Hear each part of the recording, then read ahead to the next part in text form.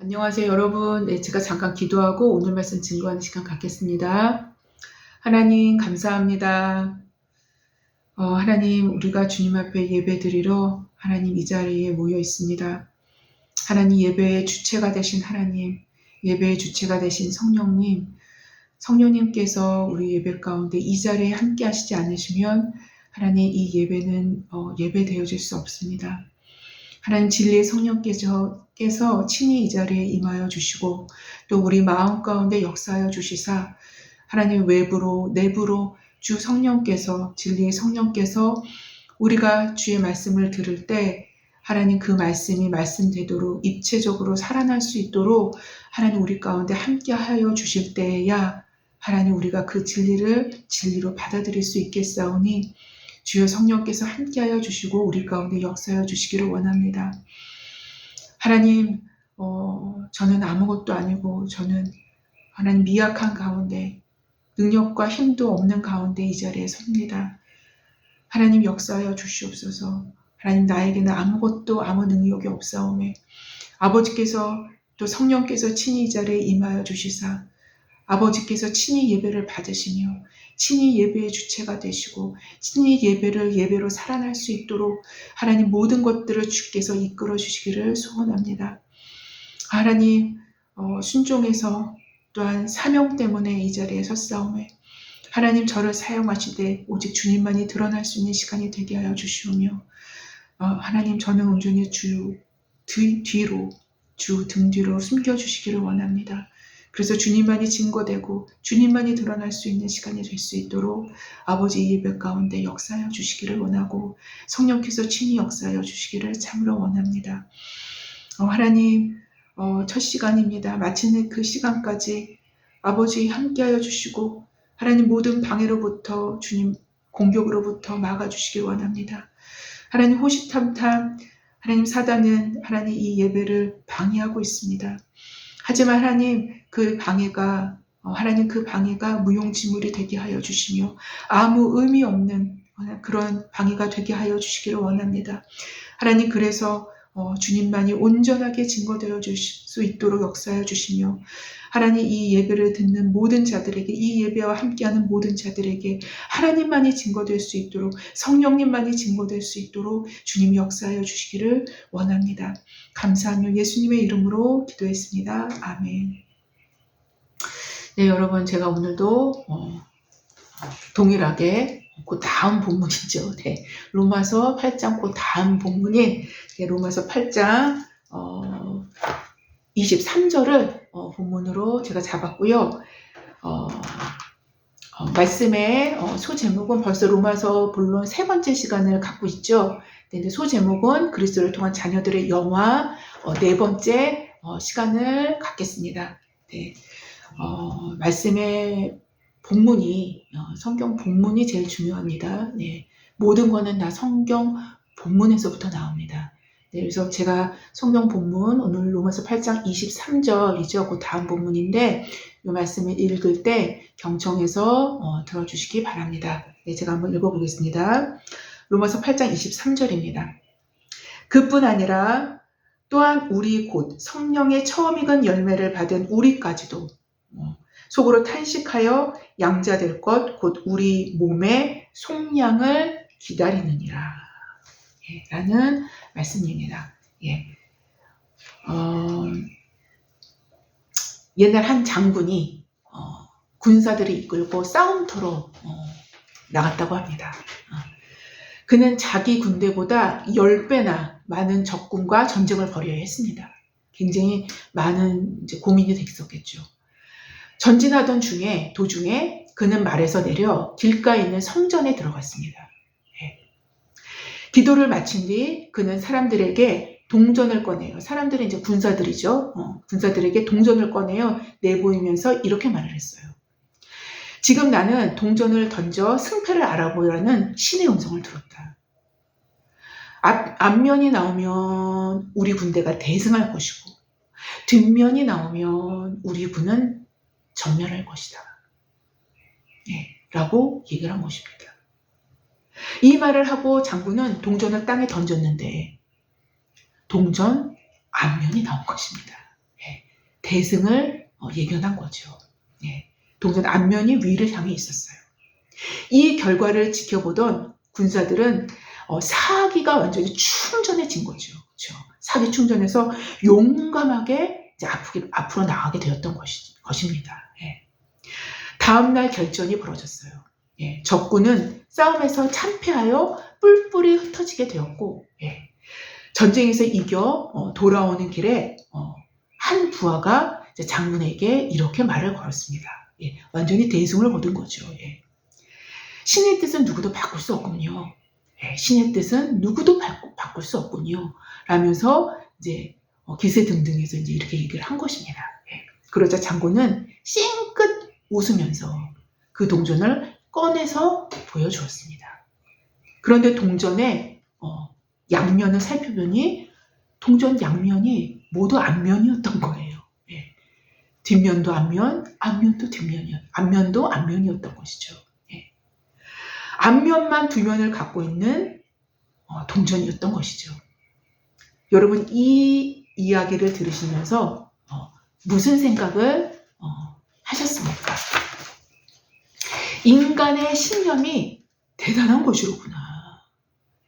혹은 장군의 지혜가 탁월해서 전쟁에서 승리할 만한 기세를 군인들에게 불어넣어 준 것이다. 아주 이 장군이 지혜로운 것이다. 등등 말입니다. 등등등 많은 생각을 할 수 있을 듯 싶어요. 어쩌면 인간이 만들어낼 수 있는 가짜 소망, 가짜 희망 역시 이러한 위력을 발휘할 수 있음을 보여주는 예라 할 수 있을 것입니다. 예, 위력을 발휘합니다. 분명히 인간에게는 망가져 있고 왜곡되어 있지만 하나님의 형상으로부터 나오는 왜곡된 형상이지만 어그러져 있는 형상임에도 불구하고 하나님의 형상으로부터 나오는 내재적인 힘과 능력이 있음은 분명합니다. 분명해요. 즉 인간 스스로들이 만들어진 소망, 만들어진 희망, 그러니까 가짜 희망이죠. 가짜 소망이죠. 가짜 소망이라 할지라도 인간에게 어느 측면에서는 유익을 가져다 준다는 것입니다. 아주 상당한 유익을 가져다 줍니다. 더 나아가 인간이라는 존재는 희망이 없다면, 일말의 희망이라도 없다면 미래를 향해서 나아갈 수 없는, 발을 디딜 수조차 없는 존재임은 분명합니다. 예. 그래서인지 인간을 죽이기 위한 사탄의 최고의 전략은 절망을 심어주는 거예요. 절망을 심어준다는 것이라고 말하고 있지 않습니까? 예, 일반적으로. 예. 1930년 겨울 뉴욕시에서 열린 한 연회장에 드와이트 머로라는 분이 있어요. 예. 드와이트 머로라는 머로가 주 연설가로 초청이 되었다고 합니다. 예. 그에 앞서서 여러 사람들이 연설을 해왔기 때문에 그의 차례가 되었을 때는 이제 한밤중이 되었던 거예요. 계속 이제 연설을 하고 뒤이어서 또 누가 나와서 연설하고 또 뒤이어서 누가 나와서 연설해서 그렇게 가다 보니까 시간이 이제는 밤이 되어버린 것입니다. 예. 한밤중이었다고 합니다.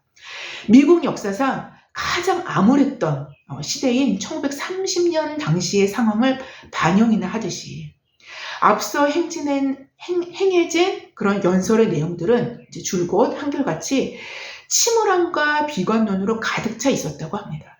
예. 그래서 희망이라든가 낙관적인 전망들은 어디서도 찾아볼 수가 없는, 어디에서도 비집고 들어갈 만한 틈이 전혀 없는 그러한 암울한 상태였다는 것이죠. 그러한 암울한 연설들만 이제 계속되었다는 것입니다. 예.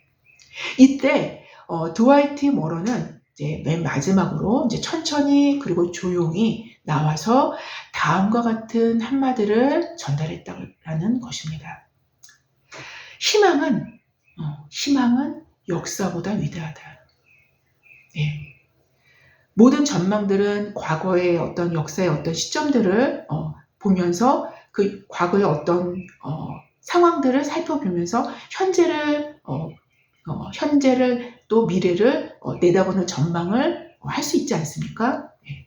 바로 이때 이가 얘기했었던 것이 희망은 역사보다 위대하다라는 말을 전달했다고 합니다.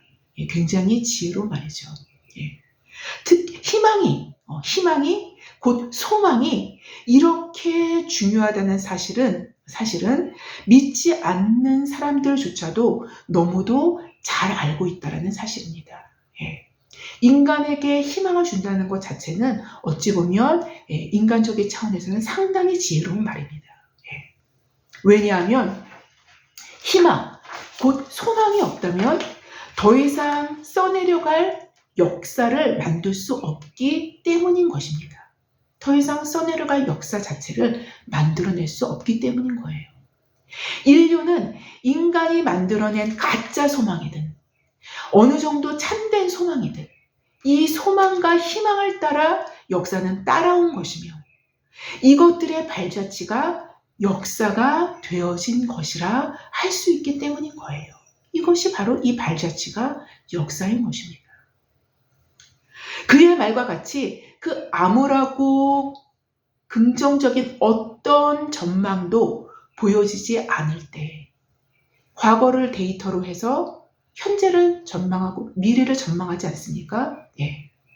그 암울하고 긍정적인 어떤 전망도 보여지지 않을 때 희망은 역사보다 위대합니다 라는 말은 우리에게 더욱 절감하게 되어질 것이라고 생각을 합니다. 그런데요 여러분, 우리가 로마서 8장 18절 이후 지금 18절은 이미 지나온 것이지 않습니까?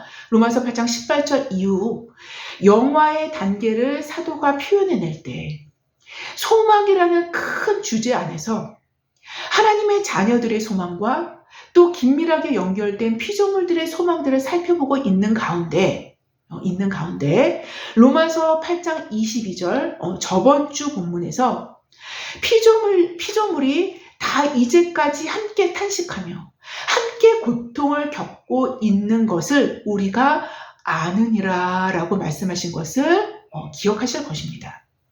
즉 현재 곧 지금까지 함께 탄식하며 고통을 당하는 것은 소망이 없는 탄식과 고통이 아니라 강력한 소망 가운데 마치 산고를 겪는 산모와도 같은 탄식과 고통으로 분명하고 확실한 생명을 잉태하기 위해서 필연적으로 빚어질 수밖에 없는 고통이라는 것이죠. 예, 필연적으로 빚어질 수밖에 없는 탄식과 고통으로 표현될 수 있을 것이라는 것입니다. 예, 지금까지 우리가 로마서 8장 22절에 거론되어졌던 왔던 그런 탄식과 고통을 이렇게 표현할 수 있을 것이라는 것입니다. 예, 이런 내용 이후에 연결되는 본문이 바로 오늘 본문이에요.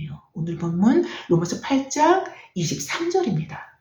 사도는 22절과 오늘 본문 23절을 탄식이라는 동일한 용어로 연결시킵니다. 예, 탄식이라는 동일한 용어로 연결시키는데요. 내용은 이렇습니다. 그뿐 아니라 또한 우리 곧 성령의 처음 익은 열매를 받은 우리까지도 속으로 탄식하여 양자될 것, 곧 우리 몸의 속량을 기다리느니라 라고 오늘 본문은 기록합니다. 곧 이러한 탄식은 그러니까 산고로 표현될 수 있을 만한 이 탄식은 피조물들 뿐만 아니라 그들보다 더 강력한 소망을 약속받은 인간인 하나님의 자녀들까지도 속으로 탄식하고 있다라는 것입니다. 속으로 탄식하고 있다라는 것입니다. 이러한 탄식은 고통의 정황을 표현해내는 용어라고 할 수 있겠는데요. 고통의 정황을, 현재의 정황을 표현해내고 있는 용어라고 할 수 있겠는데요. 뭐가요? 탄식이요. 예. 곧 피조물들과 하나님의 자녀들에게 이르기까지 아우르는 현재적인 정황이 바로 이 탄식인 것입니다. 탄식이라는 용어로 표현해내고 있는 것입니다. 이러한 피조물과 하나님의 자녀들의 공통적인 현재적 상황들에서 23절 본문은 하나님의 자녀들의 더 분명한 소망의 근거들을 설명해내는 것입니다. 지금 사도가 설명하고 있는 소망은 인간이 만들어내는 소망이 아니라, 인간이 만들어낸 가짜 희망이 아니라 그 위력을 발휘했었던 정도의, 그 정도의 수준에서도 위력을 발휘하는데, 이 정도의 가짜 희망의 정도의 것이 아닌, 인간들이 만들어낸 소망이 아니라 피조물들과 사람을 창조하신 창조주께서 친히 부여해 주신 소망으로 강력하고 흔들 수 없는 근거를 갖고 있는 참된 소망이라는 것입니다. 예, 질이 다릅니다. 예. 역사를 기록할 수 있게 되어진 그러한 정도의 인간이 만들어낸 희망 정도가 아닙니다. 그러한 정도의 희망 정도가 아니라는 것입니다. 흔들 수 없는 강력한 소망이라는 거예요. 역사를 뛰어넘는 소망이라는 것입니다. 인간이 만들어낸 희망조차도 역사보다 위대할 수 있는데, 하물며 하나님께서 친히 주시는 소망은 어느 정도이겠습니까? 어느 정도이겠습니까? 그리스도교적인 소망은 바로 이런 것입니다. 역사보다 위대한 희망보다 더욱더 그 위에 있는 더 높은 차원의 강력한 소망이라는 것입니다.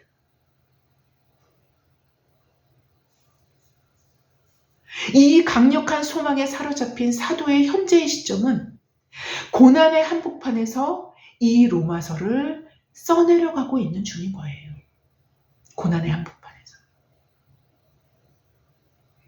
또한 이 소망의 근거가 너무도 확실하고 견고하여 결국 사도는 하나님의 사랑을 이 소망으로 인해, 하나님의 사랑을, 바로 이 사랑을 이 소망으로 인해 역으로 발견하게 되는 거예요. 얼마나 우리를 사랑하셨으면 이 강력한 소망을 만들어내시고 주셨다라는 말인가? 라는 것이죠. 바로 이 강력한 소망 안에서 역으로 그 강력한 하나님의 사랑을 노래하게 되는 사도를 우리는 로마서에서 발견하게 된다는 것입니다. 8장에서. 사랑 안에서 소망을 발견하듯 역으로 소망 안에서 사랑을 발견하게 된 셈인 것입니다. 그래서 터져나오는 사랑의 손과로 로마서 8장을 마무리하게 되는 것이죠. 로마서 8장 마지막 부분은 사랑의 손과로 마무리하게 됩니다. 이 소망이라는 안경으로 우리는 미래의 땅을 미리 보고, 미래의 땅을 이미 매입한 후에 이 모든 것을 주시려고 우리를 위해 희생하신 하나님의 사랑이 마치 파노라마처럼 뚜렷하게 확인되어질 수밖에 없었더라라는 것입니다. 이것이 로마서 8장인 거예요. 이러한 흐름 속에서 8장이 마무리되는데요. 다시 오늘 본문으로 돌아가겠습니다. 로마서 8장 23절로. 이러한 맥락을 생각하시면서 다시 돌아와서 23절을 보는 것입니다. 오늘 본문은 이렇게 기록합니다. 그뿐 아니라 또한 우리 곧 성령의 처음 익은 열매를 받은 우리까지도 속으로 탄식하여 양자될 것, 곧 우리 몸의 속량을 기다리느니라 라고 기록합니다. 바로 오늘 본문은 하나님의 자녀들을 성령의 처음 익은 열매를 받은 자들로 표현해냅니다. 성령의 처음 익은 열매를 받은 자들로 하나님의 자녀들을 표현해내요. 다른 방식으로 표현하는 것이죠. 하나님의 자녀들을. 이 성령의 처음 익은 열매는 그러면 과연 무엇을 의미한다라는 것입니까? 성령의 처음 익은 열매. 정확히 이 표현은 에베소서 1장 14절에 말씀하신 우리의 기업의 보증이 되사라고 표현하신 성령의 보증을 정확히 의미하는 내용인 거예요. 성령의 보증, 성령의 보증을 성령의 처음 익은 열매들로 표현해내고 있는 거예요. 이 동일한 말씀입니다. 동일한 표현이라는 것이죠. 제가 전에도 말씀드린 바 있듯이 처음 익은 열매는 어떤 나무에서 처음 익은 열매는 그 나무에서 앞으로 계속적으로 열매가 열릴 것을 알리는 표징이 되는 것이 바로 첫 열매인 것입니다. 첫 열매가 딱 맺혀지면요, 이 나무는 계속적으로 열매가 맺어질 것이다 라는 것을 확증해 주는 거예요. 그래서 첫 열매가 맺은 나무는 지속적으로 열매를 앞으로도 맺을 것을 확실히 아주 확고하게 기대할 수 있기 때문인 거예요. 그래서 성령의 보증은 곧 처음 익은 첫 열매로 표현해내고 있는 것입니다. 따라서 보증, 곧 보증금이나 계약금과도 같이 아직 도래하지 않은 일이지만 미래의 어떤 것을 이미 현재에 붙잡아둔 보증과도 같은 의미이기 때문인 거예요. 이런 이유에서 사도가 에베소서 1장 14절에서는 성령의 보증이라는 표현을 했지만 오늘 본문인 로마서 8장 23절에서는 똑같은 표현인 성령의 처음 익은 열매로 동일한 의미의 말하자면 다른 표현, 동일한 의미의 다른 표현을 했을 뿐이라는 것입니다. 여러분, 그런데요, 우리는 여기서 한 가지를 더 생각해 볼 수 있습니다. 본문은 성령의 처음 익은 열매를 받은 우리까지도 라고 표현하듯이 우리가 성령의 처음 익은 열매를 받았다고 기록을 합니다. 성령의 처음 익은 열매를 받았다고 기록을 해요. 바로 내주하시는 성령의 사역의 결과로 성령께서 친히 우리 안에서 맺으시는 성령의 열매는 앞으로 그 성령의 열매는 앞으로 그리고 지속적으로 우리의 몸의 속량이 이루어지기까지 끊임없이 성령의 다양한 열매들을 맺을 것과 몸의 속량에 이르기까지 성령께서 우리를 친히 만들어 나가실 것들을 보증하는 예표가 된다라는 것입니다. 보증하는 예표가 된다라는 거예요. 곧 성령의 열매는요, 우리 안에서 맺어지지 않습니까? 성령의 의로 인하여 성령으로 인하여 우리 안에서 맺어지는 것이 성령의 열매가 아닙니까? 근데 이 성령의 열매는 우리 안에서 맺어지는데 이것이 바로 보증이 되는 거예요. 보증. 이것이 바로 보증이 되는 것입니다. 그래서 성령의 열매를 맺는 것은요, 굉장한 의미를 갖는 겁니다. 미래를 매입하는 것을 의미를 갖는 거예요. 곧 소망을 갖는 거죠. 소망 그 자체인 것입니다. 확실한 근거를 갖고 있는 미래를 이미 현재에 매입을 해두는 거예요. 그 땅을. 그렇기 때문에요, 성령의 열매는 굉장히 강력한 것이고 굉장히 중요한 보증적 의미를 갖는다는 거예요.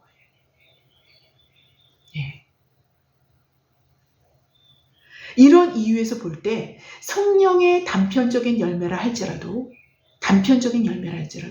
성령의 열매는 우리 몸의 속량을 예표하는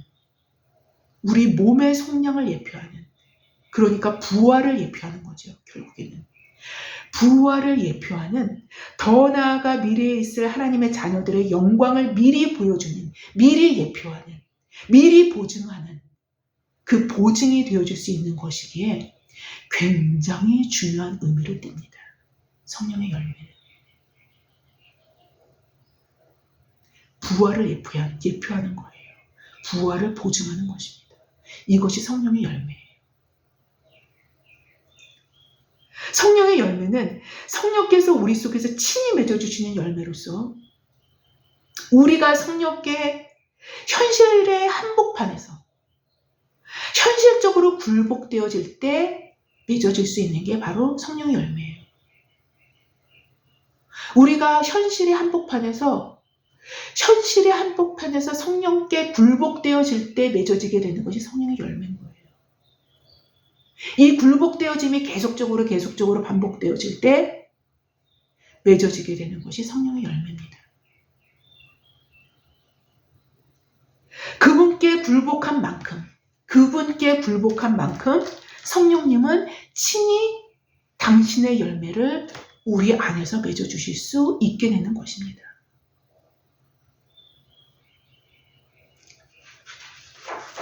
여러분, 그래서요, 성령께 굴복하지 않으면요, 성령의 열매가 맺어질 수 없어요.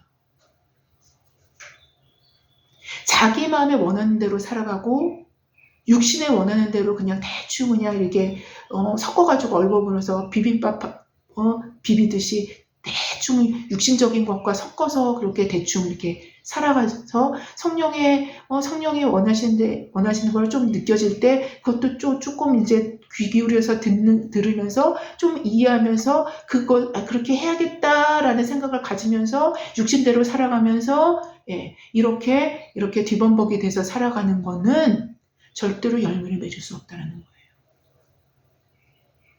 성령 하나님께 굴복되어질 때, 그것이 반복되어질 때 그 결과로 주어지는 것이 성령의 열매인 겁니다.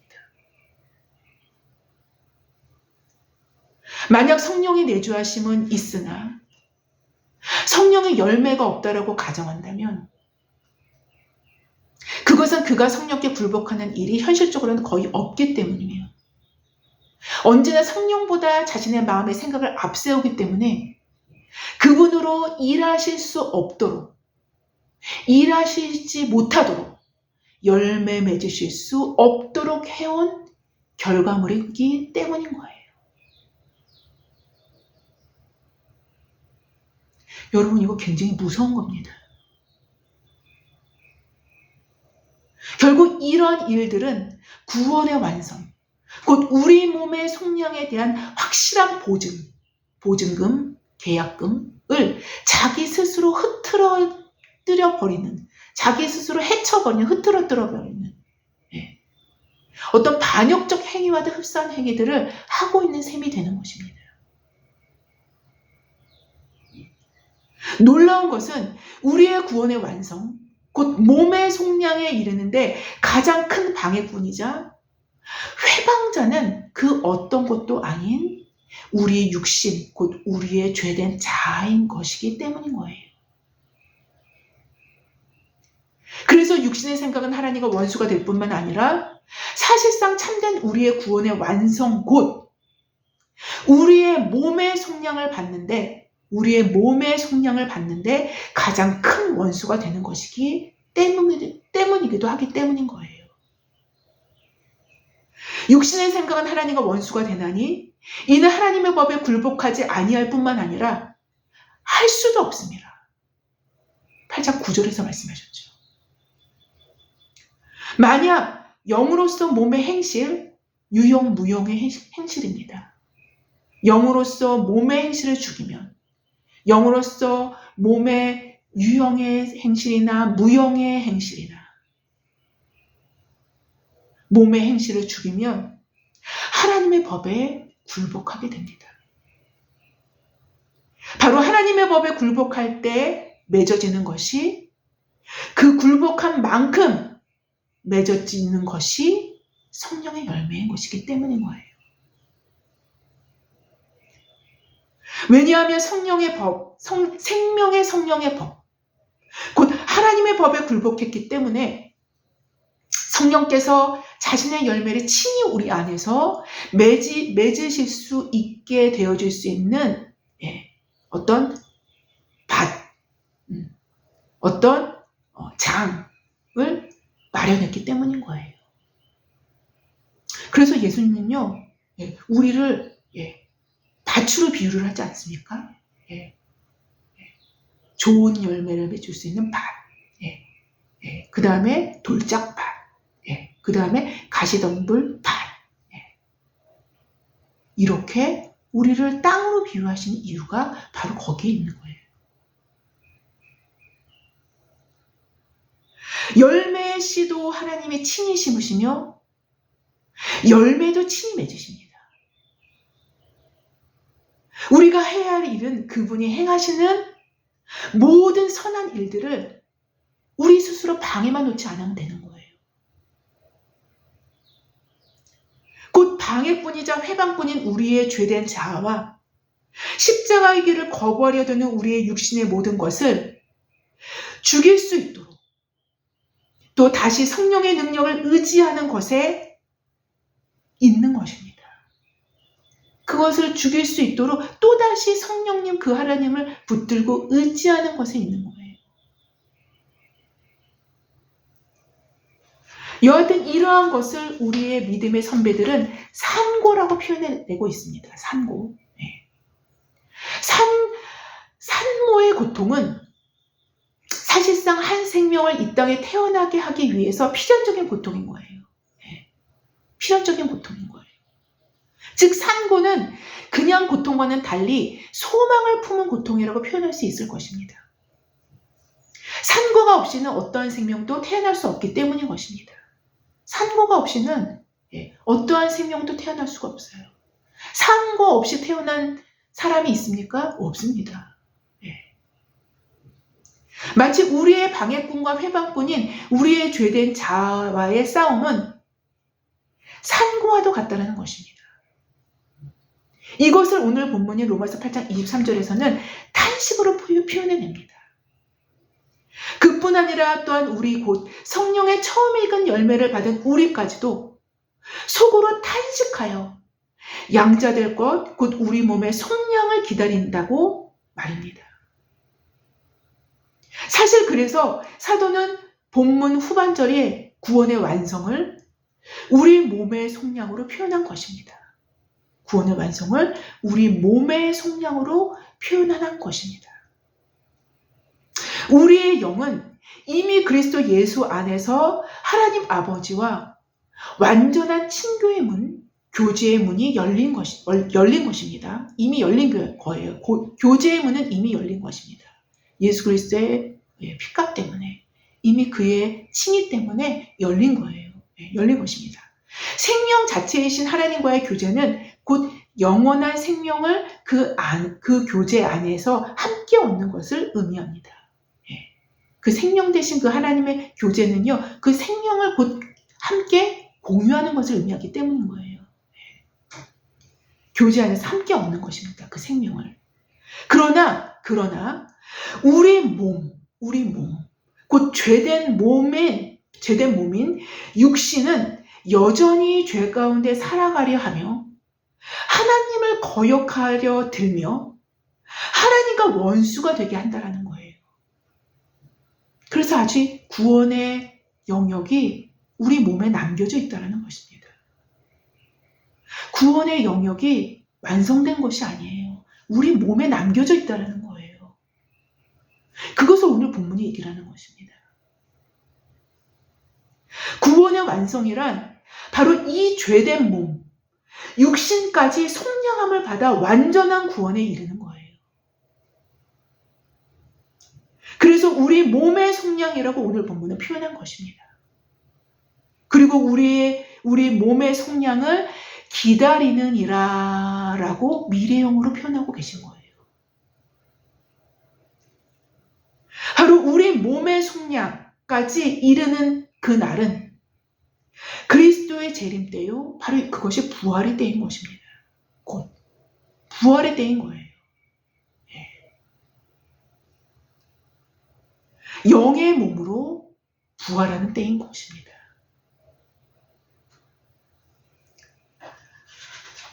이것이 남아있는 거예요. 이것이 남아있는 것입니다. 부활장으로 유명한 고린도전서 15장 44절에는 이렇게 기록합니다. 육의 몸으로 심고 신령한 몸으로 다시 살아나니 육의 몸이 있은즉 또한 영의 몸도 있느니라. 우리의 산고를 사도는 육의 몸으로 심고 라고 표현합니다. 그리고 이러한 산고를 통해서 영의 몸으로 다시 살아날 것을 말씀하신 것입니다. 이러한 산고를 통해서. 왜요? 우리의 육의 몸을 죽이려면 산고가 필요한 거예요. 싸움이 필요한 것입니다. 전쟁이 필요한 거예요. 그래서 산고를 표현한 거예요. 또 바로 이러한 이유에서 오늘 로마서 8장 23절은 우리에게 이렇게 말씀하시는 거예요. 그뿐 아니라 또한 우리 곧 성령의 처음 익은 열매를 받은 우리까지도 속으로 탄식하여 이 싸움 때문에 양자될 것 곧 몸의 속량을 기다리느니라 라고 말씀하시고 계신 것입니다. 지금까지 문맥을 살펴본다면 하나님의 자녀 곧 상속자들이면 그리스도와 함께한 상속자들이기 때문에 그의 삶의 형태를 닮은 고난의 십자가의 길을 가야 한다는 것입니다. 이것이 성화의 단계의 결론이었습니다. 바로 장차 나타날 자녀로서의 영광을 얻을 수 있는 유일한 조건으로 고난을 제시하면서 다음 단계의 영화의 단계를 보여주고 있지 않았었습니까? 곧 제시된 그 고난으로 연결하여 자녀로서의 영광과는 좋게 비교할 수 없음을 또한 이미 말씀하셨어요. 바로 그 영광이 현재의 고난의 한복판에 서 있는 사도의 현재적 시점에서는 뚜렷하고 확실한 소망이 또한 되어줄 수 있다는 것입니다. 그 영광이. 사도의 현재적 시점은 곧 우리의 현재적 시점과 동일합니다. 동일하죠. 이러한 소망의 패러다임으로 사도의 시각은 확장이 됐는데요. 곧 모든 피조물의 소망, 피조물이 고대하는 바가 기록되고 있는 바로 그 이유인 것입니다. 피조물은 창조 때부터 하나님께서 정하신 질서대로 인간에 의해서 정복되고 다스려짐을 받게 되었습니다. 제가 지금 다시 한번 정리합니다. 그러나 인간의 불순종으로 인한 타락은 인간의 권위 아래에 있는 피조물에게까지 지대한 영향력을 미쳐서 피조물들을 탄식하고 신음하게 만들었고, 이러한 탄식과 고통 가운데 피조물들은 하나님의 아들들이 나타나기를 목 빠지게 고대하고 기다리게 되었다는 것입니다. 왜냐하면 이들은 더 이상 허무한 데 굴복하거나 썩어짐의 중로를 타는데 해방되길 원했기 때문인 거예요. 그래서 피조물들은 하나님의 아들들이 나타나기를 고대하는데 하나님의 아들들이란 바로 하나님의 휘오스들로 하나님의 가족으로서의 책임과 의무를 아는 장성한 아들들로서, 특별히 우리는 예수님의 팔복에서 7번째 복인 화평케 하는 자는 복이 있나니 하나님의 아들이라 일컬음을 받을 것이니요 라는 말씀을 생각해 보았던 것입니다. 여기에서의 화평케 하는 자는 표면적인 문제만을 분쟁 없이 해결하려는 식의 화평이 아니라, 거짓 화평이 아니라 공의의 열매로서의 화평, 공의의 결과로서의 평안과 안전이라는 의미에서의 진정한 화평을 가져다 주는 그 아들, 그 화평케 하는 자의 의미를 생각해 본 것입니다. 바로 이러한 하나님의 아들들이 나타나기를 학수고대하는 피조물들이지만 현재는 고통 가운데 탄식할 수밖에 없음을 말씀하신 것입니다. 여기에서 연결해서 사도는 피조물의 탄식에서 더 나아가 성령의 처음 익은 열매를 받은 우리 하나님의 자녀들까지도 탄식하여 양자될 것, 곧 우리 몸의 속량을 기다린다고 말씀하신 것입니다. 쫙 정리를 해드린 거예요, 여러분. 결국 하나님의 자녀들이든 피조세계든 분명한 소망이 있다는 거예요. 하나님의 자녀들이든 피조세계 전체든 소망이 있다는 것입니다. 그것도 인간이 만들어낸 소망도 희망도 역사보다 위대한데 그 가짜 희망보다 월등히 탁월한 비교가 될 수 없는 강력한 진짜 소망이 존재한다는 것이고 그것이 하나님께서 자녀들에게 부여해 주신 진짜 확실한 소망이라는 것입니다. 이것이 기독교적인 소망이에요.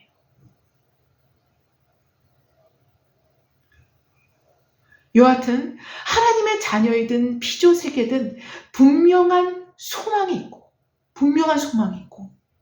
또 그 소망 가운데 현재적 탄식이 존재한다는 것입니다. 그 소망 가운데 현재 시점으로는 탄식이 존재한다는 것입니다. 그러나 이 두 가지의 차이점이 분명히 있습니다. 차이점은 하나님의 자녀들의 소망은 성령님이시며 그의 확실한 그의 확실한 보증됨으로 인해서 만들어진 그 소망이지만 피조세계의 소망은 장성한 분량의 하나님의 아들이 나타나는 것을 소망으로 삼고 있다는 거예요. 그래서 소망의 색깔이 좀 다릅니다. 두 번째 차이점은 하나님의 자녀들의 탄식은 우리의 죄된 몸, 곧 육신과의 싸움에서 발생되는 탄식이라면, 우리의 탄식은 피조물들의 탄식은 자신들의 뜻이 아닌 조물주께로부터 부여해 주신 질서에 의해서인데 하나님의 형상으로 지음받은 인간의 부패로 인한 허무한데 굴복하고 썩어짐의 종로를 하는 데서 오는 탄식이라는 거예요. 그래서 탄식이지만 탄식의 색깔이 또 다릅니다. 하나님의 자녀들의 소망, 피조세계의 소망이 다르고요. 하나님의 자녀들의 탄식과 피조세계의 탄식이 또한 이런 의미에서 다른 것입니다. 성경은 인간과 피조세계의 현재적 탄식을 미워하거나 간과하지 않습니다. 마냥 좋게 생각하지 않아요. 마냥 긍정의 힘을 얘기하는 것이 아닙니다. 더 나아가 이러한 탄식과 고통 속에서 인간의 얄궂은 지혜로 만들어낸 희망이나 변장된 소망을 말하고 있지도 않습니다. 여러분, 성경에는요, 소망 많이 나와요. 하지만 이 소망의 깊이가 어느 정도의 깊이인지, 이 소망의 확실성이 어느 정도의 확실함인지 우리는 막연하게 생각하는 경향이 있습니다. 여러분, 성경에서 얘기하는 소망은요, 급이 달라요. 급이 다릅니다.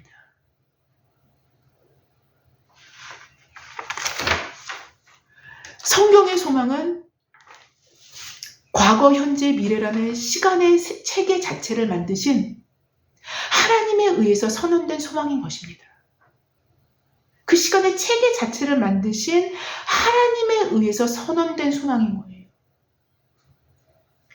그 시간을 빠져나와 영원 가운데 마치 미래도 현재나 과거처럼 치부될 수 있는 그런 시간의 체계조차도 창조하신 창조주께서 당신의 독자, 외동 아들의 핏값을 근거로 한 견고한 터 위에 약속하신 성령에 의해서 보증된 소망인 것입니다.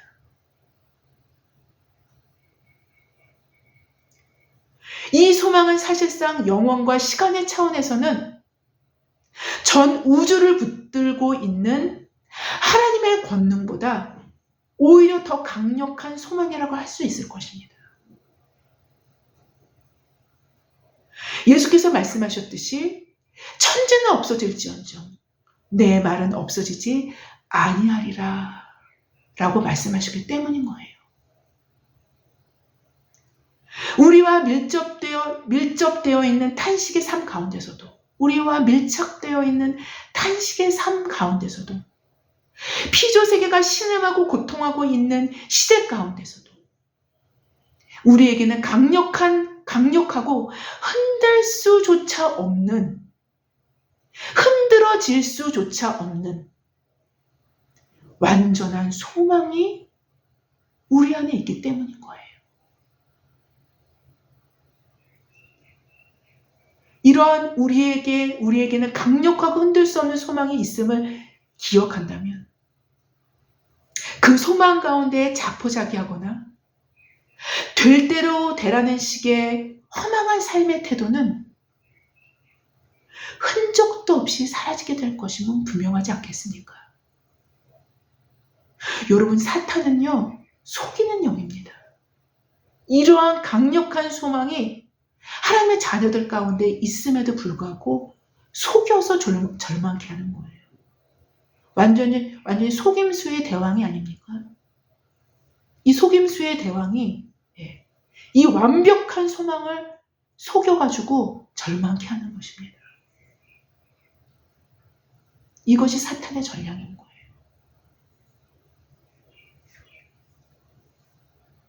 그 소망 가운데 자포자기하거나 될 대로 되라는 식의 허망한 삶의 태도는 흔적도 없이 사라질 거예요. 이 소망은 우리로 탄식 가운데서도 성령을 쫓아 올곧게 살아갈 이유와 근거를 제공합니다. 인간이 만들어낸 희망사항이나 가짜 소망은 현실을 정확히 인식하지 못하게 하거나 인식하려 들게 하지 않게 하거나 인식할 용기를 가질 수 있는 힘을 공급하지 못할 수도 있겠으나 성경적 소망은 우리의 내면의 현실이나 우리의 외부의 현실까지 분명하게 인식할 수 있게 할 뿐만 아니라, 그래서 탄식이 나오는 거예요. 왜? 현실을 직시하기 때문에. 우리의 외부의 현실까지 분명하게 인식할 수 있게 할 뿐만 아니라 인식할 수 있는 힘과 용기를 공급하는 그러한 소망인 거예요. 현실에 뿌리내린 소망인 것입니다. 어쩌면 이런 용어를 사용할 수도 있겠어요.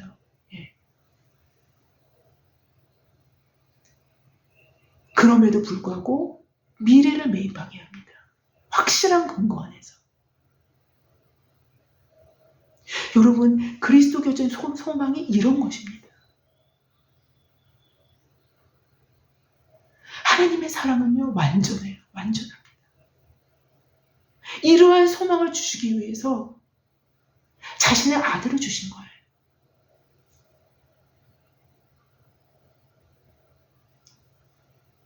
아무쪼록 그리스도 예수 안에는 이 소망, 그리스도 예수 안에는 이 소망, 성령의 보증하심으로 확고히 되는 이 소망으로 인하여 이 어려운 세대를 살아가는 저와 여러분에게 현실적인 디딤목이 되어지는 소망함으로 나아갈 수 있는 저와 여러분 모두가 되어지기를 주님의 이름으로 기도합니다. 제가 기도하고 마치겠습니다. 하나님 아버지 감사합니다. 하나님 감사합니다. 그리스도교적인 소망 안에 이렇게 많은, 이렇게 최고의 퀄리티와 최고의 복이 담겨져 있었음을 하나님 깨닫게 됩니다. 하나님은 우리에게 모든 것을 주셨습니다. 아버지, 우리의 평생 주님께서 우리에게 주신 이 복들을 알아가기에도 시간이 부족합니다. 하나님, 영생은 그 생명 대신 하나님을, 유일하신 하나님을 아는 것과 그가 보내신 자 예수 그리스도를 아는 것이라고 했습니다. 이것이 영생입니다. 하나님 우리에게 영생을 받은 자로서 하나님과 예수 그리스도를 분명하고 올곧게 확실하게 알므로 말미암아 우리가 성령께 굴복하는데 너무나도 당연하게 굴복할 수 있는, 너무나도 참으로 이것이 바른 것임을 알면서 굴복할 수 있는, 그래서 매 순간순간마다 성령께 굴복당할 수 있는, 하나님께 굴복당할 수 있는 우리 모두가 되어줄 수 있도록 주님이 역사하여 주시기를 참으로 원합니다. 감사하며 예수님의 이름으로 기도했습니다. 아멘. 감사합니다.